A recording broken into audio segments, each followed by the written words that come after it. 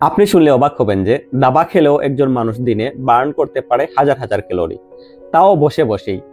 এই বিষয়টা সবচেয়ে ভালোভাবে বোঝা গেছে 1948 সালের বিশ্ব দাবা চ্যাম্পিয়নশিপে।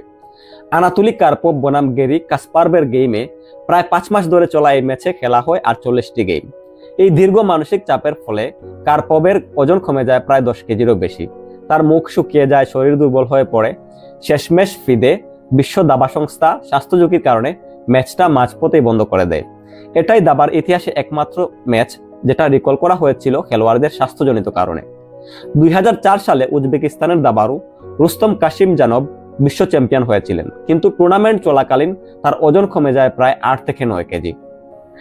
এরপর 2008 সালে একটি গবেষণা করেন নিউরোসায়েন্টিস্ট রবার্ট সাপোলস্কি। তাদের গবেষণায় দেখা যায় একটানা 4 থেকে 6 ঘন্টা দাবা খেললে একজন প্লেয়ারের ক্যালোরি বার্ন হতে পারে দিনে 6000 ক্যালোরি পর্যন্ত। এটা এক ধরনের continuous high level brain activity, যেটা শরীরকেও ক্লান্ত করে ফেলে। একজন ফুটবল প্লেয়ার ফুটবল খেলে 1 ঘন্টায় বার্ন করতে পারে মাত্র 500 থেকে 600 ক্যালোরি। মানে আপনি মাঠে দৌড়াচ্ছেন আর একজন দাবা প্লেয়ার বসে বসে আপনার থেকেও অনেক বেশি ক্যালোরি বার্ন করছে। অবিশ্বাস্য না?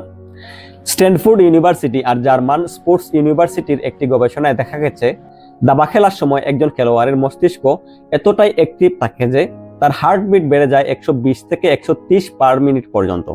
স্ট্রেস হরমোন কর্টিসলের মাত্রা বেড়ে যায়, শ্বাস দ্রুত হয়, গাম হয়, একদম যেন শরীরচর্চা চলছে। আর শুধু এনার্জি না, ঘুমও হারাম হয়ে যায় অনেক প্লেয়ারের জন্য। গ্র্যান্ডমাস্টার ফাবিয়ানো রুয়ানা বলেছেন টুর্নামেন্ট চলাকালে তিনি রাতে ঘুমাতে পারতেন না, মাথায় শুধু ঘুরপাক খেত পরবর্তী গেমের বিশ্লেষণ। তাই যারা নিজের ওজন কমাতে চান দ্রুত দাবা খেলা শুরু করে দেন। ইনফরমেটিভ এই ভিডিওটি ভালো লাগলে অবশ্যই শেয়ার করবেন। ইউটিউবে দেখে থাকলে সাবস্ক্রাইব করে আমার পাশে থাকবেন। ধন্যবাদ সবাইকে।